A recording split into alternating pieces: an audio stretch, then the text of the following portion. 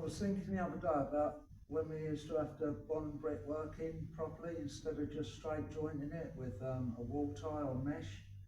And since the level 1 students have to do a T-junction, I thought I'd make a little video. So I've set up the first course. So that's obviously the T-junction, that's the main wall, the wall coming off the back of it.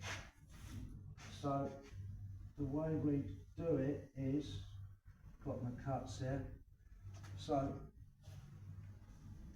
there and there, we're going to put 2 3/4. Now the size of those are 165 each. So the idea is that that perp, just adjust it a little, sits directly in the middle of the header below it.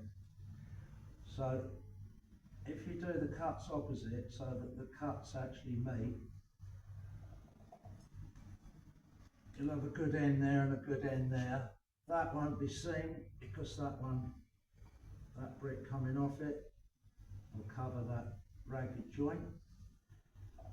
Then obviously we've got our half bond,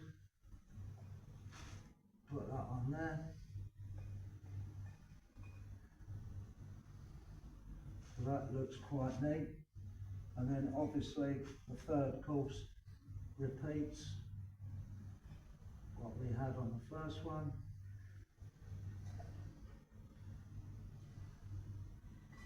Like that.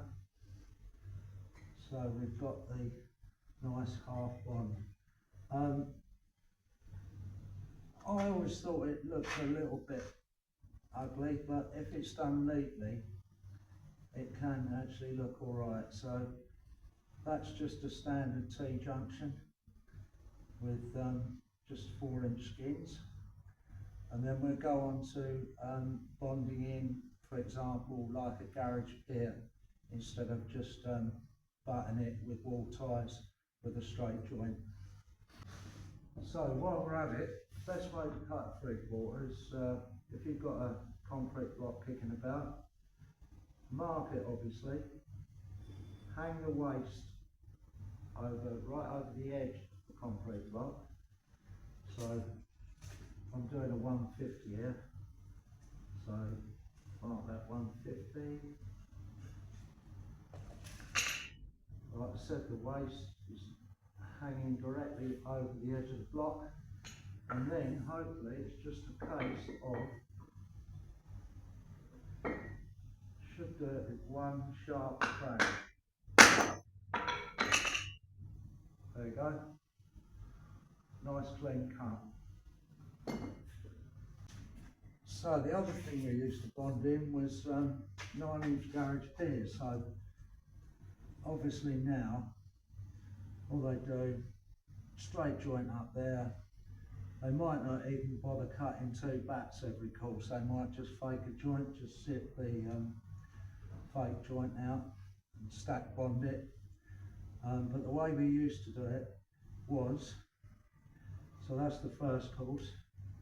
So on the second course, we'd have 2 150 3/4 coming in like that. So effectively, you'd actually get quarter bond over the top of the main wall, and then they'd stick a closure on the front, like so. Just put a brick either side, and it just actually maintained the stretcher bond if you was looking head on. But like I said, it was sort of tied in a bit tricky to do. Just lay a couple on top, so then we'd have that, another stretcher there, move that one up a little bit, and then obviously your brick sitting on the back. So what I'll do, I'll just take those 2 off a minute and I'll just zoom in over the top. So that's a view of it over the top of the second course. Just shows you how it's bonded. And if I go around the back here, see how that works.